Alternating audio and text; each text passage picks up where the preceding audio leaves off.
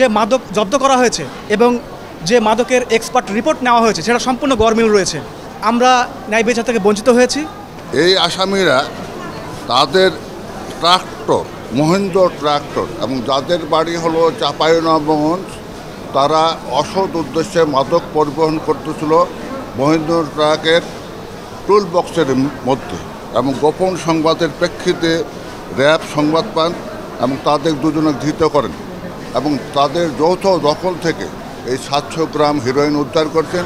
যেহেতু এটা 25 গ্রামের ঊর্ধ্বে, সুতরাং আইনের বিধি মোতাবেক, আইন মোতাবেক এই আসামি দলকে মৃত্যুদণ্ডে দণ্ডিত করার বিধান রয়েছে, বিধায় আদালত তাদেরকে মৃত্যুদণ্ডে দণ্ডিত করেছেন।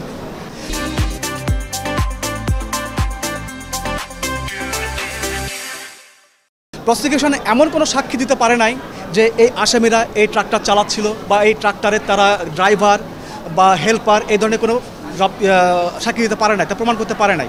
এছাড়া সবচেয়ে রিলেভেন্ট বিষয় হলো যে মাদক জব্দ করা হয়েছে এবং যে মাদকের এক্সপার্ট রিপোর্ট নেওয়া হয়েছে সেটা সম্পূর্ণ গরমিল রয়েছে, যেটাকে আমরা বিগতে বোঝাবার চেষ্টা করেছি, হয়তোবা বিগত সেটা বুঝতে পারেন নাই।